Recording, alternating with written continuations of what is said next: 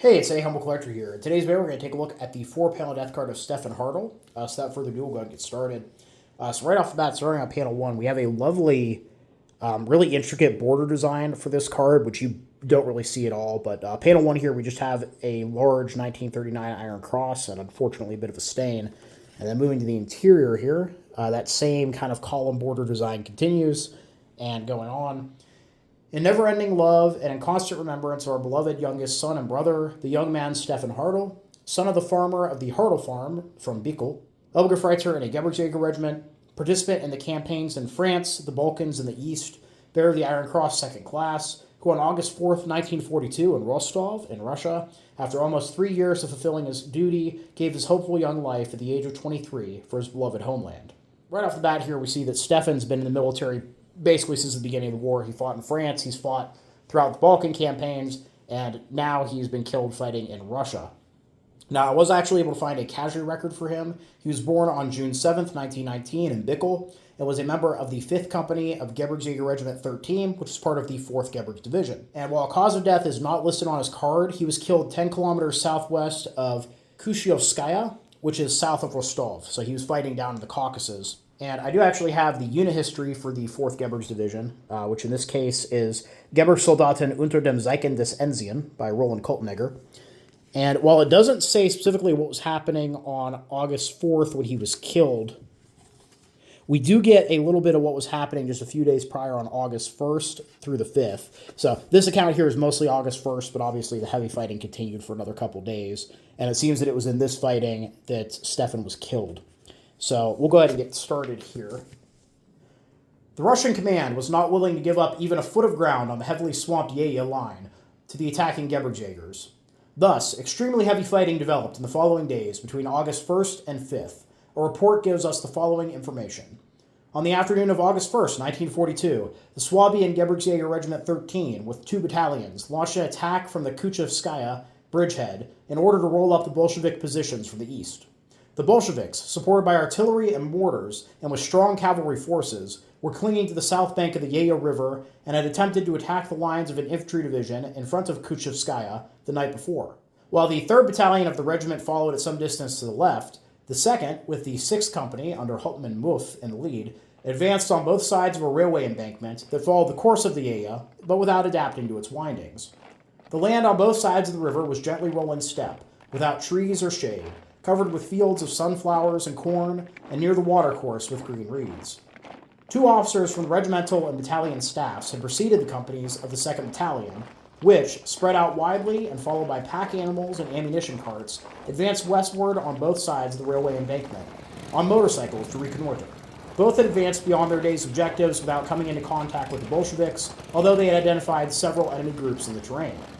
Since the battalion's attack was taking place under open flanks, the commander of the Spearhead Company, Hauptmann Muff, continuously observed the near and distant surroundings and the movements of the identified enemy groups, which were now striving here and now there, as if, in the face of the threat posed by the advancing Gebirgsjagers, were undecided as to where to turn and what to do. The forward artillery observers accompanying the battalion repeatedly established radio contact with their batteries to report the current location of the spearhead as well as the enemy groups. The sun sank lower and lower toward the western horizon. The Jaegers, who strode deliberately through the grass along the railway embankment to the rhythmic clatter of entrenching tools and weapons, grew long shadows behind them. Their tan faces and fists shimmered like copper in the evening light.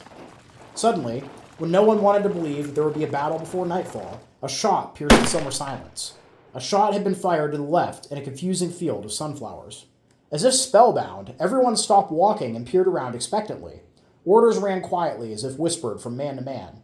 A few seconds later, machine gun fire suddenly began from the left to the front and the right, and half-right, at the edge of the nearby village of Mordashin. An anti-tank gun began firing.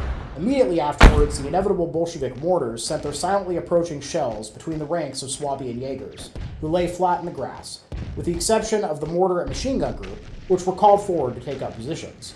The hard-tapping bursts of our own machine guns were already answering the irregular, wildly hasty volleys of the Bolshevik rifles, and the dry report of the heavy mortar mingled with the roar of battle, to the delight of the Jaegers. Shortly afterwards, the first shells hissed across to the enemy, where they exploded with a hellish crash. Nevertheless, the Bolsheviks, probably aware of their advantageous positions, against which any approach seemed impossible, made no attempt to abandon the field, but rather redoubled their efforts to destroy the German attackers with the combined fire of their weapons. Moreover, the glowing ball of the sun was just about to disappear behind the horizon in the west, fringed by luminous clouds. Everyone in the battalion was aware that if night descended over the steppe before anything decisive had happened, it would hold them for many hours and expose them to enemy fire. At this point, as calls for the medics repeatedly grew louder in the widely spread ranks of the 6th Company, the battalion commander ordered the 7th Company forward, which immediately moved through the tall grass toward the enemy on the right open flank of the 6th. When Hauptmann Muff, the commander of the 6th Company, recognized the rapid advance of his neighbor on the right, he made the bold decision to break forward with his Jaegers in order to force a breakthrough into the Bolshevik positions before darkness fell.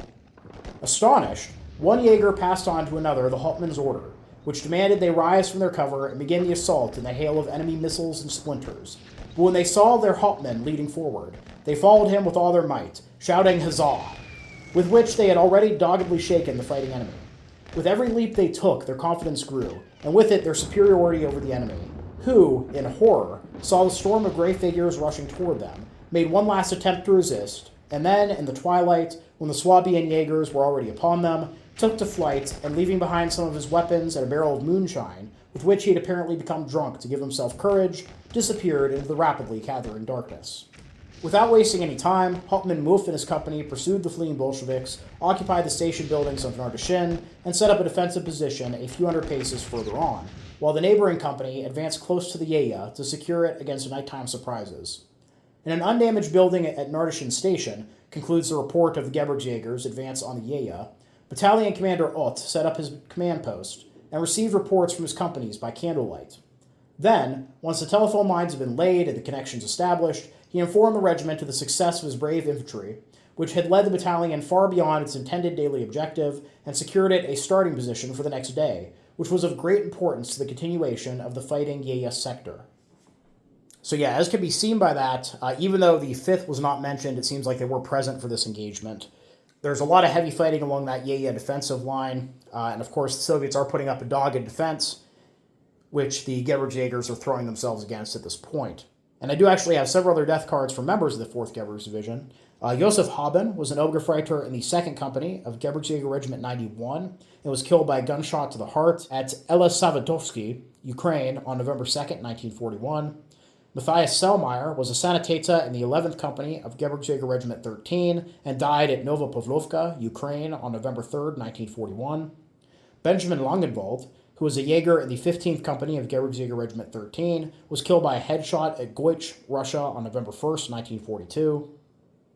Ludwig Braun was an Obergefreiter in the 91st Gebirgsjager Regiment, and he died while undergoing brain surgery in Odessa, Ukraine, on January 20th, 1944. And Josef Bena was a Stabsgefreiter in the 12th Company of Gebirgsjager Regiment 13 and died from shrapnel and gunshot wounds to his leg and elbow at Tarbov, Ukraine, on January 12th, 1944. Now, moving to panel 3 here, we have this nice large format photo of Stefan, and then moving to the back. Duty called me out to war. With God, I left my home. I thought of you on and on, even though I was in a foreign place, and I looked forward to seeing you again when the war and storm were over. But the Lord wanted it differently and took me from here. I know nothing of war and earthly suffering, and I am far from every worry. Therefore, my dearest ones, console yourself with the fact that what God does is well done. So yeah, really interesting card here. It's really nice to have the unit history, be able to pull a little bit of extra information for what was going on at the time of Stefan's death. And really, it's a very technically interesting card with this border here. You very rarely see intricate borders on death cards. I only have a handful in my collection that have something like this. And it's kind of a shame we have this large orange stain there. I'm really not sure what that would have come off of, but it doesn't really detract from us actually being able to do the research and find out the story behind the card. So overall, I hope you guys all enjoyed the video. Please leave a comment down below. Love hearing from you. Thank you all for watching. Happy collecting, and I'll see you all again very soon.